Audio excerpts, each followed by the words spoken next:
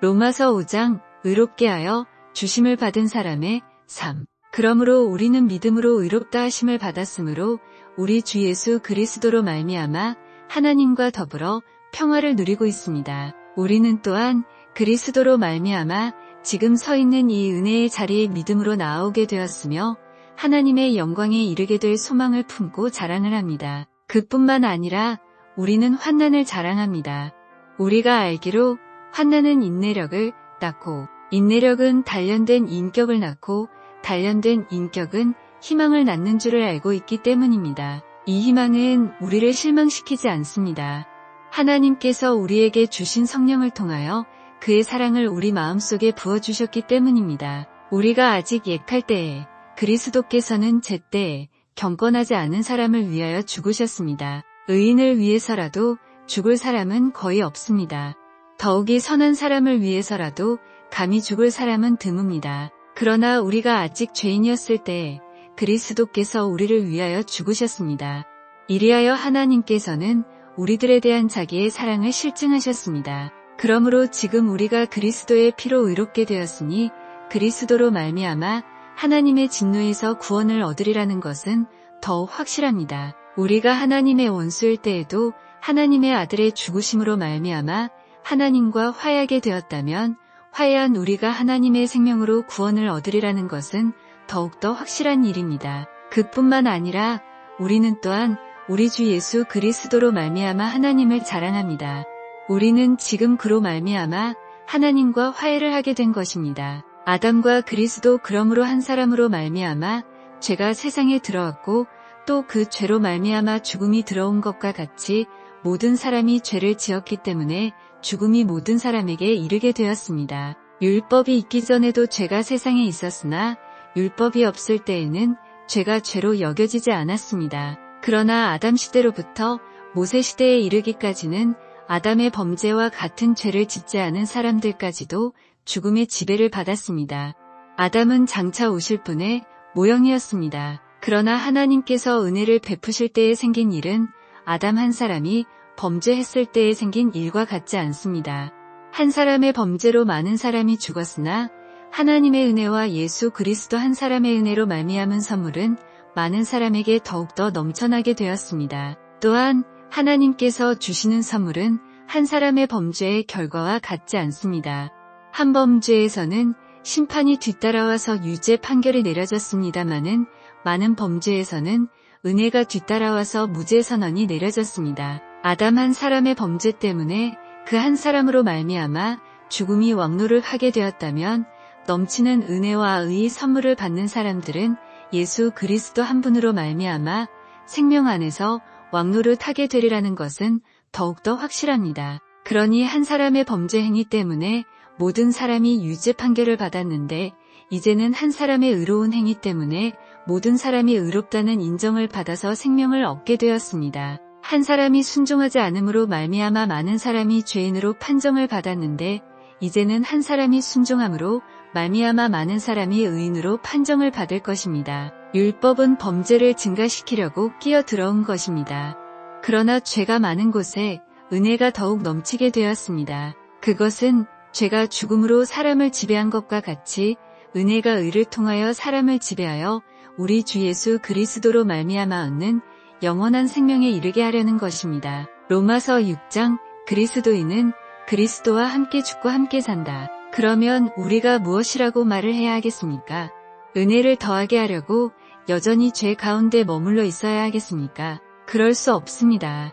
우리는 죄에는 죽은 사람인데 어떻게 죄 가운데서 그대로 살 수 있겠습니까? 세례를 받아 그리스도 예수와 하나가 된 우리는 모두 세례를 받을 때에 그와 함께 죽었다는 것을 여러분은 알지 못합니까? 그러므로 우리는 세례를 통하여 그의 죽으심과 연합함으로써 그와 함께 묻혔던 것입니다.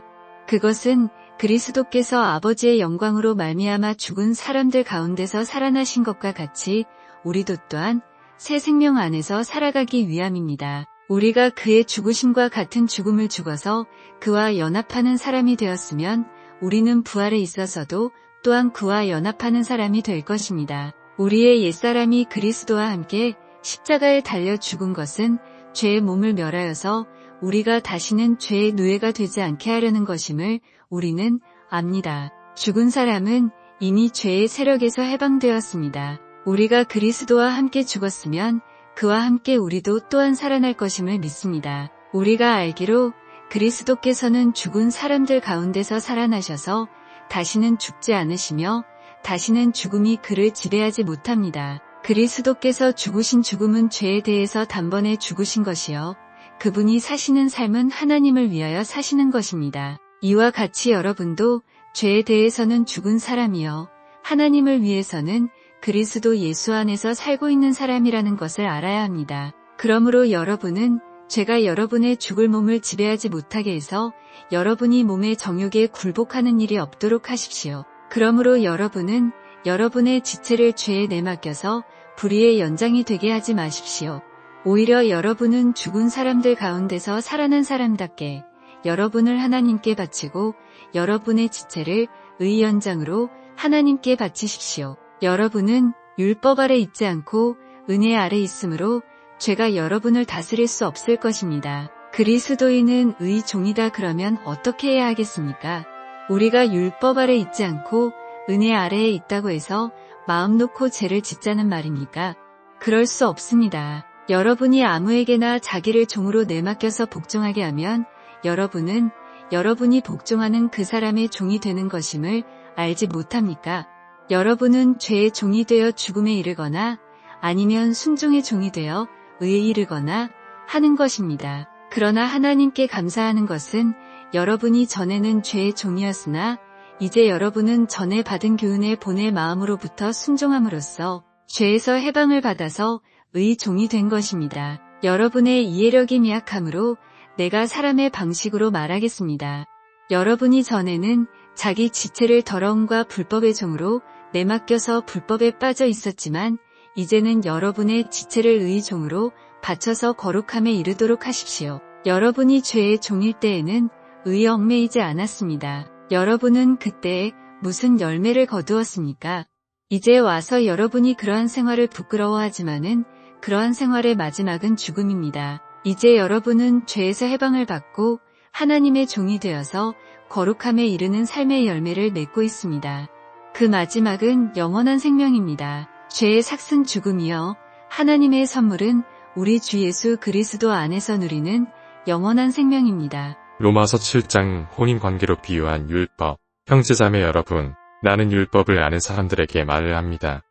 율법은 사람이 살아있는 동안에만 그 사람을 지배한다는 것을 알지 못합니까? 결혼한 여자는 그 남편이 살아있는 동안에는 법으로 남편에게 매여 있으나 남편이 죽으면 남편의 법에서 풀려납니다. 그러므로 남편이 살아있는 동안에 그 여자가 다른 남자에게로 가면 그 여자는 간음한 여자라는 말을 듣게 됩니다. 그러나 남편이 죽으면 그 법에서 해방되는 것이므로 다른 남자에게로 갈지라도 간음한 여자가 되지 않습니다. 나의 형제자매 여러분, 그러므로 여러분도 그리스도의 몸으로 말미암아 율법에 대해서는 죽임을 당했습니다. 그래서 여러분은 다른 분, 곧 죽은 사람들 가운데서 살아나신 그분에게 속하게 되었습니다. 그것은 우리가 하나님을 위하여 열매를 맺게 하기 위함입니다. 이전에 우리가 육신을 따라 살 때에는 율법으로 말미암아 일어나는 죄의 욕정이 우리 몸의 지체 안에서 작용해서 죽음에 이르는 열매를 맺었습니다. 그러나 지금은 우리를 올감했던 것에 대하여 죽어서 율법에서 풀려났습니다. 그래서 우리는 문자에 얽매인 낡은 정신으로 하나님을 섬기지 않고 성령이 주시는 새 정신으로 하나님을 섬깁니다. 율법과 죄의 관계 그러면 우리가 무엇이라고 말을 하겠습니까? 율법이 죄입니까? 그럴 수 없습니다. 그러나 율법에 비추어 보지 않았다면 나는 죄가 무엇인지 알지 못하였을 것입니다.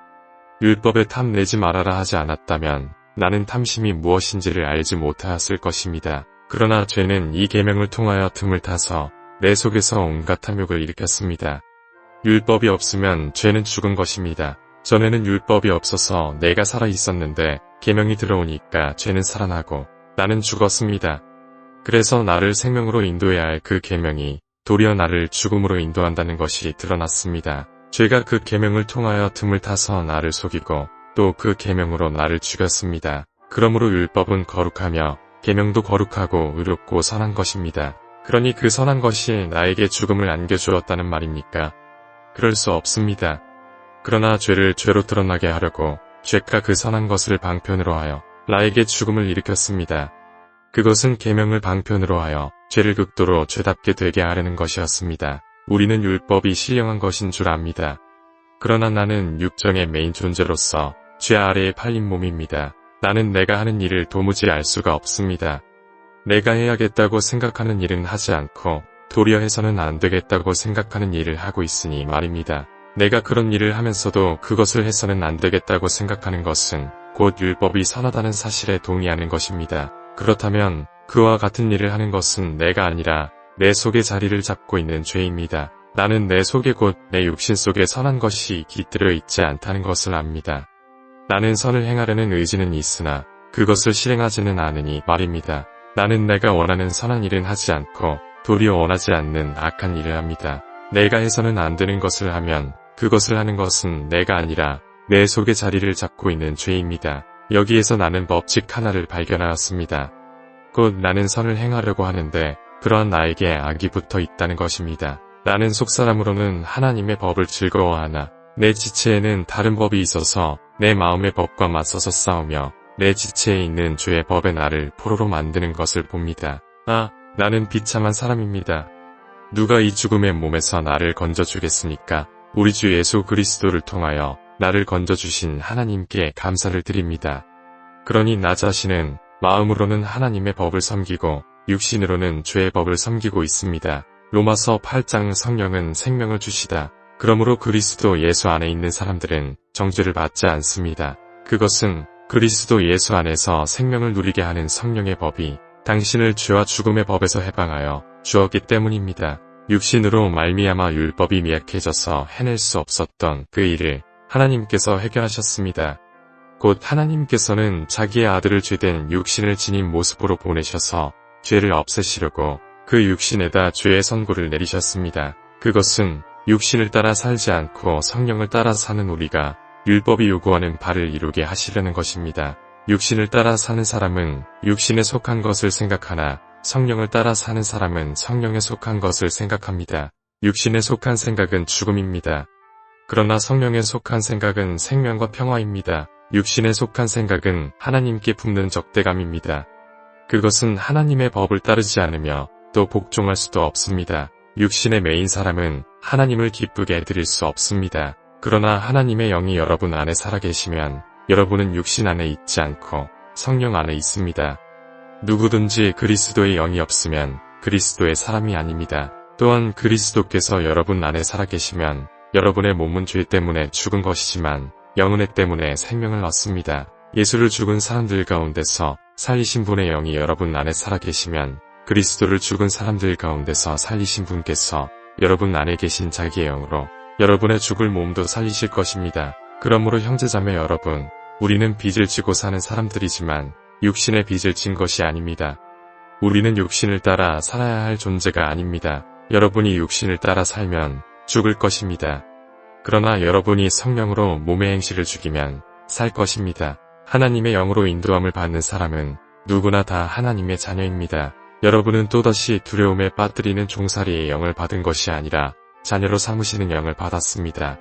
그래서 우리는 그 영으로 하나님을 아빠, 아버지라고 부릅니다. 바로 그때에 그 성령이 우리의 영과 함께 우리가 하나님의 자녀임을 증언하십니다. 자녀이면 상속자이기도 합니다.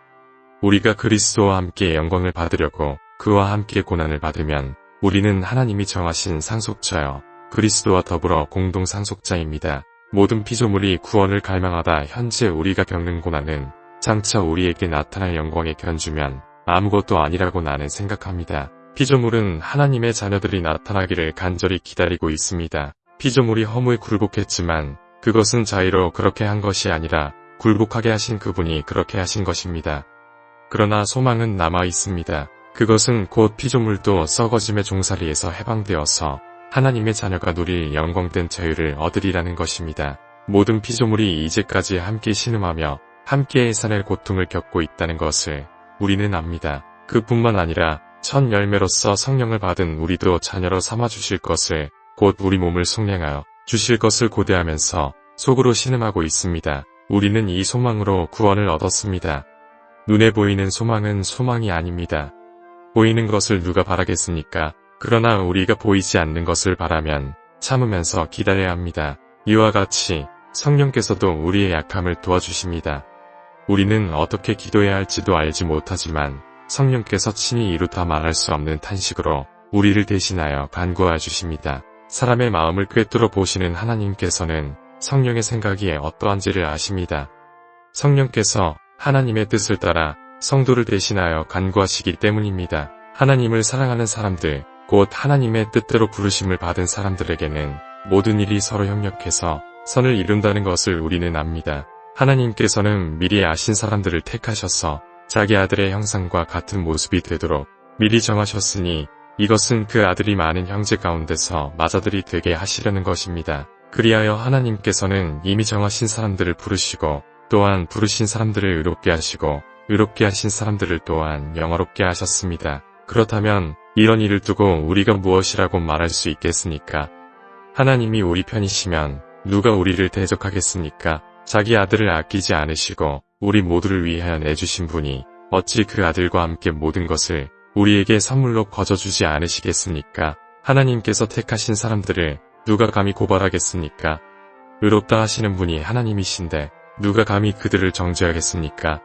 그리스도 예수는 죽으셨지만 오히려 살아나셔서 하나님의 오른쪽에 계시며 우리를 위하여 대신 간구하여 주십니다. 누가 우리를 그리스도의 사랑에서 끊을 수 있겠습니까? 환난입니까? 공고입니까? 박해입니까? 굶주림입니까? 헐벗음입니까? 위협입니까? 또는 칼입니까? 성경에 기록한 바 우리는 종일 주님을 위하여 죽임을 당합니다.